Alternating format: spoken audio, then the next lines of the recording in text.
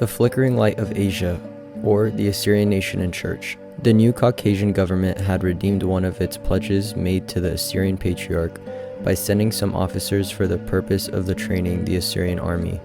These, together with the former officers of the Russian army who had remained in Urmia, commenced at once to reorganize the forces of Marshamun and make them more familiar with the tactics of the European warfare, one branch of the military service in which the Assyrians had always been deficient was the use of the artillery. A special unit was therefore created to be trained for the purpose of handling the 8 pieces of the light cannon and 5 machine guns which were left by the Russian forces. The Assyrians were also instructed in the service of field telephone, which was indeed perhaps the most essential requirement of the army, owing to the extensiveness of the front assigned to it, and also to an abundance of passes so remote from each other and through any of which the Turks might be prompted to take the Assyrians by surprise. Both of these services were altogether new to the Assyrians. But it did not take long for the training officers to be firmly convinced that they could depend upon pupils to acquit themselves credibly in the performance of those duties for which they had trained them. While this work of military training and organization in the army was going on, it was deemed equally important by the patriarch that there should also be created an administrative machine with its various departments, each to perform a certain function and all to be directly responsible to the patriarch himself and to his cabinet. To the Department of Ministry, War, Foreign Affairs, and Commissary was also added a special committee for the sole purpose of devising ways and means for the unification of all Assyrians, and their eventual concentration on one soil and under one flag. Here then was laid the foundation for future self-government, for an actual realization of which the Assyrians were preparing to make greater sacrifices and to shed larger streams of blood yet. But neither the Muslim element inactive, whatever the Christians had been doing in the open, the Mohammedans were carrying on in secret. The entire male population of the city had been supplied with arms and ammunition, which were unearthed from their places of concealment.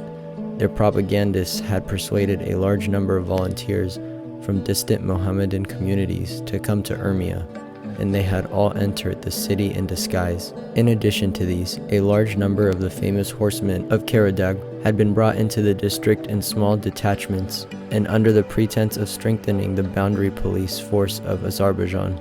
All these Muslim elements had been thus concentrated in order to add to the strength of the jihad, which was soon to be proclaimed. The mathematical figuring gave the Mohammedans an absolute certainty that they stood 10 to 1 against the Christians. Having perfected their plans, they deliberately commenced with deeds of violence against Christian men and women. Their organized groups held up the Assyrians as they traveled back and forth in the rural districts, and killed not a few in the city itself. Marshamun wrote a letter to Ijlal al-Mulk, the governor, calling his attention to these outrages against innocent Christians, and asking him in the name of humanity to prevent the repetition of such hostile and evil deeds. At this time, Agha Petros stood second to the patriarch, and by common consent, he was accepted and acknowledged as the marshal of the Syrian forces.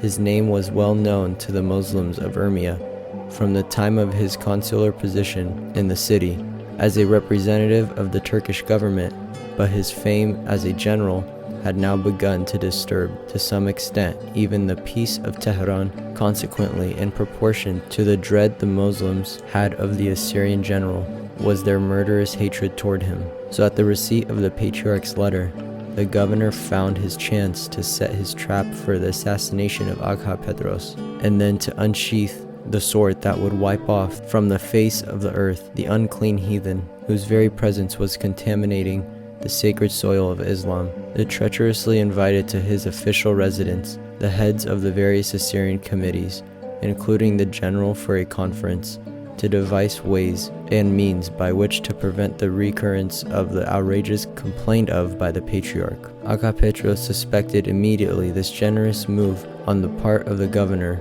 and sent back his regrets, saying as he was detained by important business he could not attend.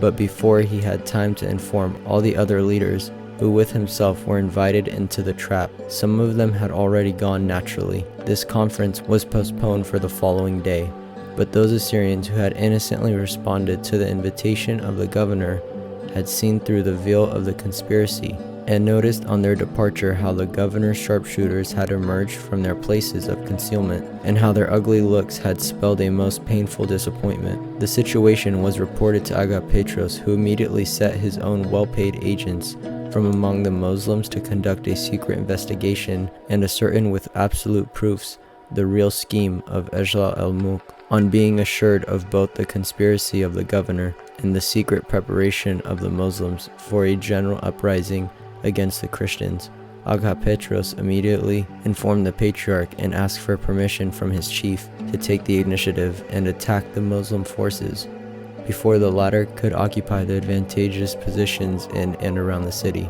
Marshamun, however, counseled his general against assuming such responsibility and opening hostilities, reminding him of the agreement recently entered into between the Assyrians and the Muslim leaders, and also the duty of the Assyrians to prove their Christian honesty and their faithfulness to their pledge and word of honor. At the same time, the patriarch wrote a second letter to the governor, now demanding an explanation of continued outrages against the Christians, and for the reported preparations of the Muslims to attack their harmless and peaceful neighbors. Ejla al-Mulk, however, had chosen, as he thought, a most opportune moment to rise against the heathen Christians. Certain contingents of the Assyrian forces had been sent out on picket duty, and others were strategically stationed to guard the passes through which the Turks might attempt to advance. The remainder of their army in Urmia was regarded by the governor as entirely too weak and incapable to resist his overwhelmingly superior numbers.